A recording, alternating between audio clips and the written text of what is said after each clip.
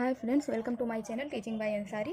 तो आज हम पढ़ने वाले हैं न्यूक्लियोलस के बारे में। हमने आपको बताया था कि जैसे एक सेल होता है, उसके अगर मान लो ये सेल है, इसके सेंटर में एक न्यूक्लियस पाया जाता है और इसके सेंटर में एक क्या पाया जाता है, न्यूक्लियोलस। तो ये जो है केंद्रक का कितना, ये नहीं कि बहुत ज़्यादा, 25% पार्ट ही होता है न्यूक्लियोलस का। छोटा सा अंदर एकदम से सेंटर में होता है, इसे हम क्या कहते हैं, न्यूक्लियोलस कहते हैं। तो आज हम इसके बारे में पढ़ने वाले हैं कि इसकी खोज किसने की। तो सबसे पहले पॉइंट में हम पढ़ेंगे कि इसकी खोज किसने की।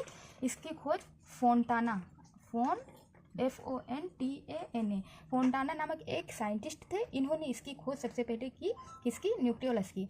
और इसको खोज तो उन्होंने कर दिया, लेकिन वो कोई नाम नहीं दे पाए थे कि मैं इसका नाम क्या रखूँ। उन्हें तो ये समझ में आ गया। तो इसका न्यूक्लियोलस का नाम किसने दिया कि एक साइंटिस्ट थे, उनका नाम क्या था, बोमेन नामक वैज्ञानिक थे। उन्होंने क्या किया, इसका नाम दिया। तो ये दोनों तरह का सवाल बहुत ज़्यादा इंपॉर्टेंट है कि खोज किसने किया और नाम किसने दिया।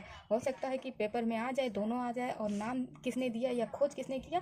तो ये दोनों जानना जरूरी है कि इसकी खोज सबसे पहले की फोंटाना ने और नाम दे दिया बोमेन नामक वैज्ञानिक ने। और अब हम दूसरा पॉइंट इसका पढ़ते हैं कि जो है ये किस किस चीज़ से मिलके बना होता है। जैसे कि ये प्रोटीन, RNA और DNA, इन तीन चीज़ों से ये मिलके बना होता है ना, राइबोन्यूक्लिक और डीऑक्सी।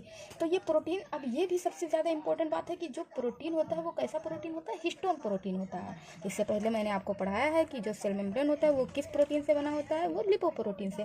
तो ये भी बहुत ज़्यादा इंपॉर्टेंट है, ये हिस्टोन प्रोटीन से बना होता है। और RNA DNA ये तीनों कंपोजिट होके ये बनाते हैं क्या, न्यूक्लियोलस। अब हम इसका थर्ड पॉइंट पढ़ने वाले हैं कि और क्या।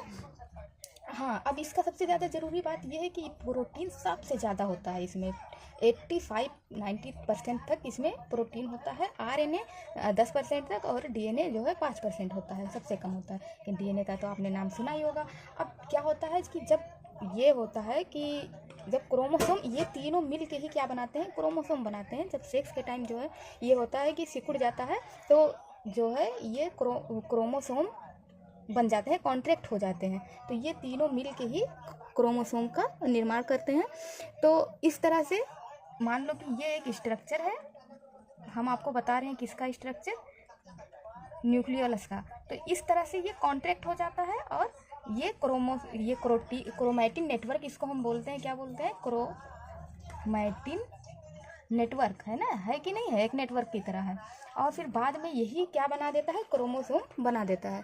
तो इस तरह से आपको याद रखना है कि न्यूक्लियोलस की खोज किसने की, किन किन चीज़ों से ये मिलके बना है। अगर थोड़ी सी भी आपको इससे जानकारी मिली हो तो प्लीज़ चैनल को लाइक सब्सक्राइब करें। Thank you.